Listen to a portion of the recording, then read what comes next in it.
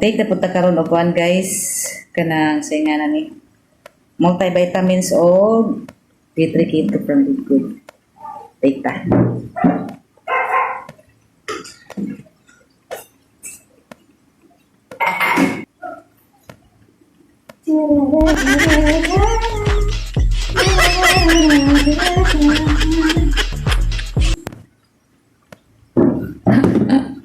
So, take ta ni guys.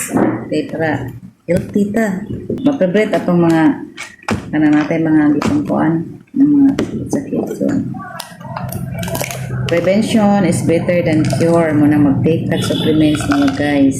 Ini nindot kini para sa good kay pure di siya organic.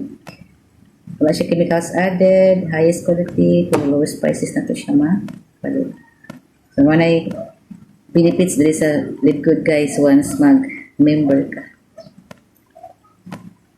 Makashop online ka wholesale price na save up to 75% less compared to other brands. Mga siya guys. Mag-take sa kuha ni. Kaya para strong bones itong mga kapatban. Vitamin D, D3 Keto. Tungkol sa kakulangan sa supplements guys, ang lawas guys. Walang ka sa mga nutrients, mga minerals, muna yung sa hinungdan nga makasakit ka. Muna nga, mag-base kita mga supplements para sa health na ito, para stay healthy ta guys. Pwede pa itong income diri kung makapilit ka. So kung ikaw, nangita ka din, another source of income, join mo. Mag-business partners ta para mag-team ta diri sa Live Good. Kinin po multivitamins po guys, akong taken guys kini. For women, so with iron na siya basta for women.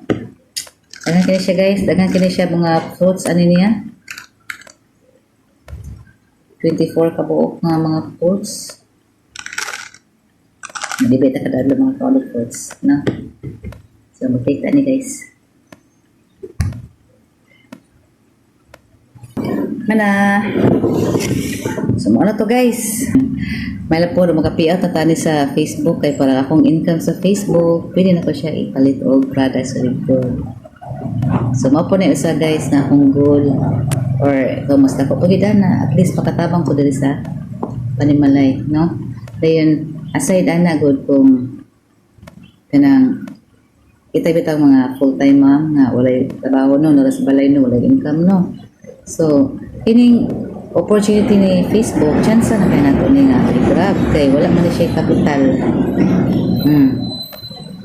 So matuwa ni pugi lang ito sa pag-post og mga original content na engaging ba, na quality siya, nga naay makuha ang mga viewers ato mga shared content. So mo na siya importante guys dito sa Facebook.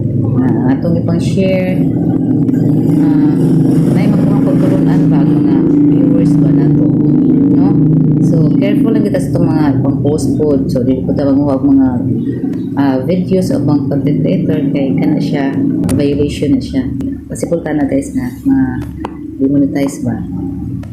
So, dali, kung gusto ka nga mo income sa Facebook, consistent lang kita sa pag-post. Bahala sa pagkakaroon na gagmay patag earnings sa mga na-monetize na. Badayon lang kita. Kaya para nag-progress na ito ang pag-trabaho din sa Facebook. So, inanara na siya.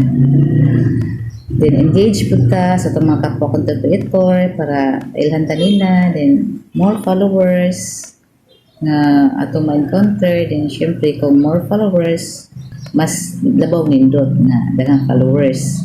Then, more viewers po, no? Mausa na akong share karon. Thanks for watching. God bless us all. Bye.